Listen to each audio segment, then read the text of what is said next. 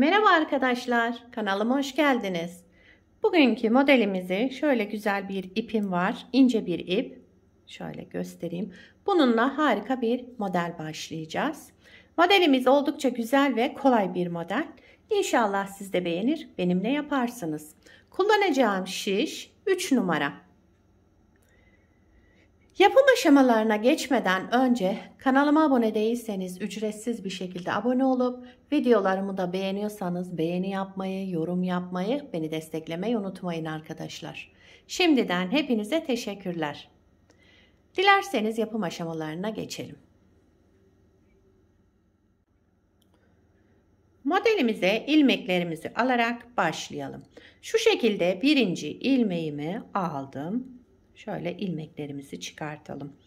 Bu model için ilmek sayısı 7 ve 7'nin katları artı 4 ilmek sayısına ihtiyacımız var. Yapacağımız örgüye göre ilmek sayısını bu şekilde ayarlayıp modelimizi kurabiliriz. Ben şöyle 2 model üzerinden anlatacağım. Hemen şöyle sayalım ilmeklerimizi. 1, 2, 3, 4, 5, 6, 7 bir model için. 1, 2, 3, 4, 5, 6, 7 de bir model için. Şöyle sonuna 4 ilmek ekliyorum. 4 ilmek de sonuna ekledim. Toplamda şişimde 18 ilmeğim var. 2, 4, 6, 8, 10, 12, 14, 16, 18 ilmeğim var şişimde. 18 ilmekle modelimizi kurmaya başlayabiliriz. Modelin birinci sıra ön yüzündeyiz. 2 ilmek ters. Kenar ilmeğinden sonra 2 ilmek ters ördüm. 5 ilmek düz. 1, 2, 3, 4, 5 ilmek düz ördüm. Buraya kadar bir model. Kenar ilmeğinden sonra 2 ters ilmek, 5 düz ilmek. Şimdi ikinci modeli kuruyorum. 2 ters ilmek, 5 düz ilmek.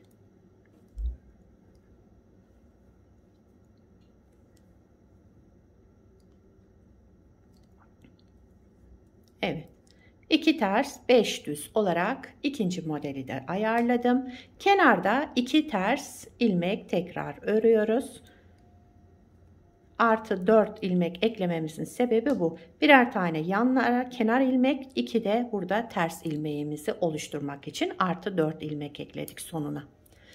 Modelin ikinci sıra arka yüzündeyim. Kenar ilmeğimi örmeden aldım.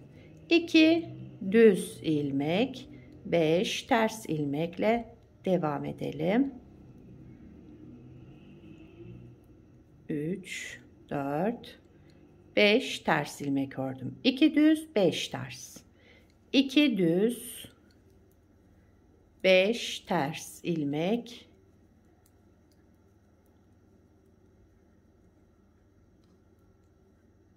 İki düz ilmek. Kenarda bir de kenar ilmeğimi ördüm. İkinci sıra arka yüzünde bu şekilde yaptım. Üçüncü sıra ön yüzündeyiz modelin. Kenar ilmeğimi örmeden aldım. 2 ters ilmek ördüm. 1 doladım. Bakın 2 ters ilmekten sonra bir kez doladım. 1 düz ilmek ördüm. Şu 5 düzü yapıyoruz arkadaşlar. Daha sonraki 2 düzün yerini değiştiriyorum. Bakın ortadaki düz ilmeğimi öne aldım. Yani şu 2 ilmeği birini arkaya, diğerini öne aldım. Bu 2 ilmeğim, bir de arkasındaki ilmeğimi aldım. Toplamda 3 ilmeğim var. Üçünü düz örerek kestim şu şekilde. Daha sonra bir düz ilmek ördüm.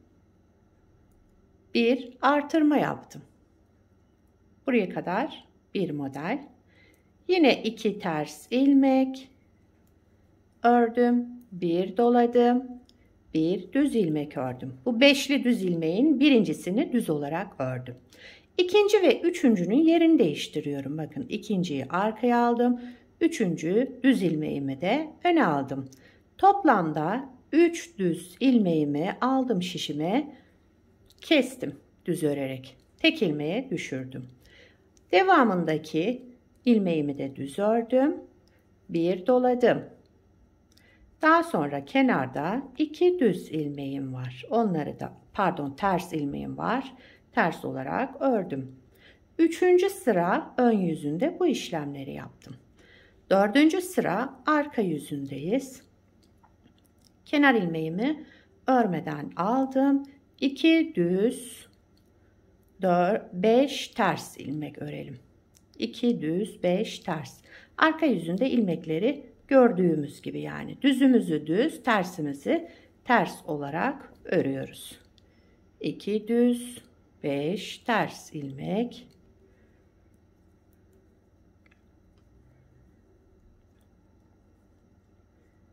İki düz. Kenar ilmeğimi de ördüm.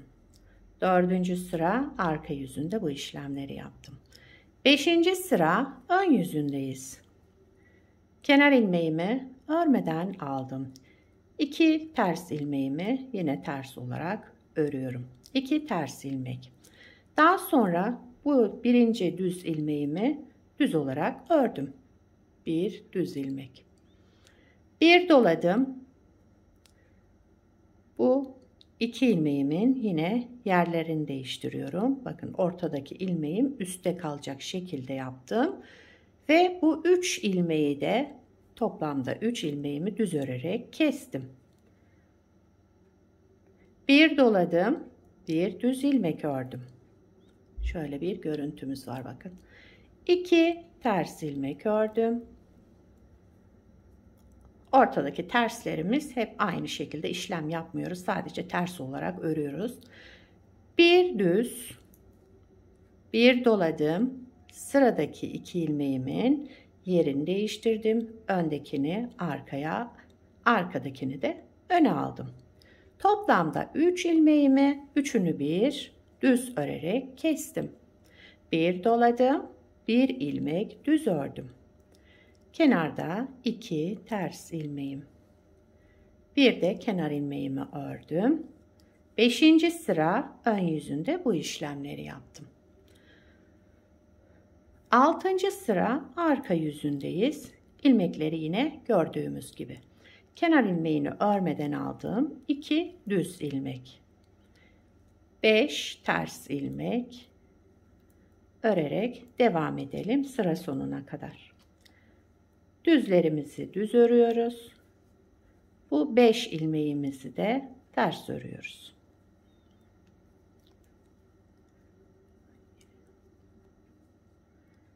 Kenarda 2 düz, bir de kenar ilmeğimi ördüm. 6. sıra arka yüzünde bu işlemleri yaptım. Bakın, modelimizi bir kez kurmuş olduk arkadaşlar. Modelimiz böyle devam edecek. Hep bu 6 sıranın tekrarı oluşacak modelimiz. Modelimizi bir kez daha kuralım arkadaşlar. İkinci kez kuruyoruz modeli. Modelin 1. sıra ön yüzündeyiz. Kenar ilmeğimi örmeden aldım. 2 ters ilmek. 5 düz. 1. sıra ön yüzünde 2 ters, 5 düz örerek devam ediyoruz. 2 ters, terslerimizi zaten ters örüyoruz. Düzlerimizi düz.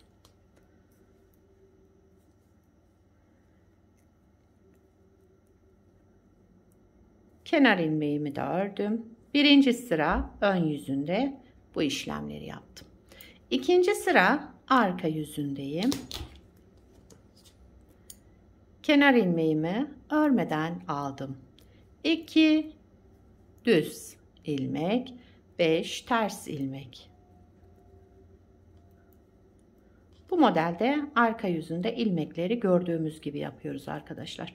Düzümüzü düz, tersimizi ters olarak öreceğiz.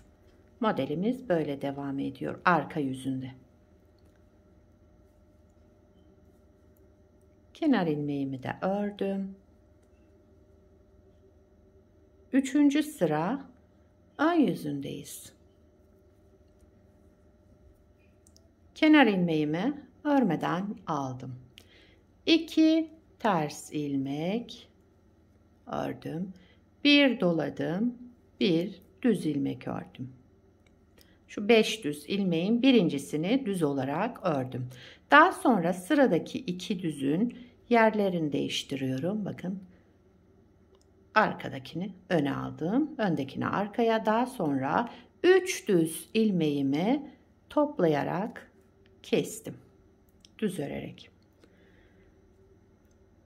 1 düz ilmek ördüm. 1 doladım. 2 ters ilmek, sıradaki 2 ters ilmeğimi ters olarak ördüm. 1 doladım. 1 düz ilmek ördüm. Sıradaki 2 ilmeğimin yerlerini değiştiriyorum. Bakın ikinciyi öne aldım. Daha sonra 3 ilmeği, bu baştaki 2 bir de arkasındakini de aldım. Düz örerek topladım. 1 düz ilmek ördüm. 1 doladım. Kenarda 2 ters ilmeğimiz. Bir de kenar ilmeğimi ördüm. 3. sıra ön yüzünde bu işlemleri yaptım. 4. sıra arka yüzündeyim modelin. Kenar ilmeğimi örmeden aldım. 2 düz ilmek, 5 ters ilmek. Yani ilmekleri gördüğümüz gibi örelim. 2 düz, 5 ters. 2 düz, 5 ters ilmek.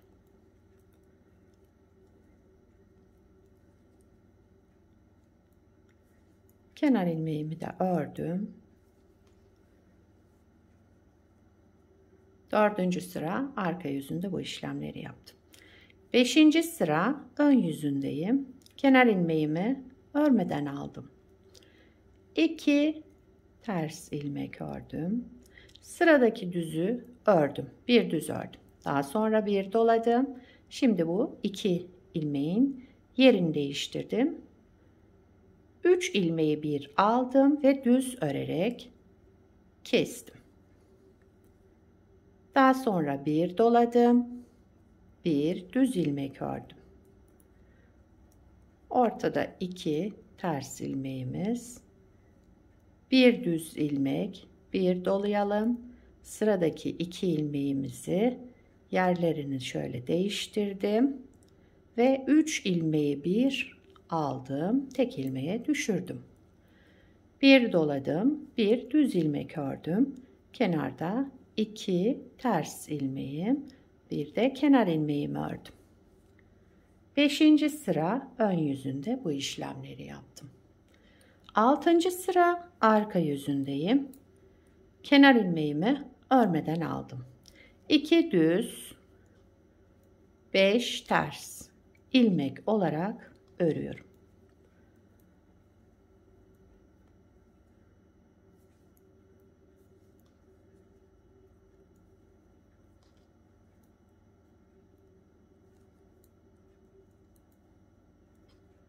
Kenarda 2 düzüm, bir de kenar ilmeğimi ördüm.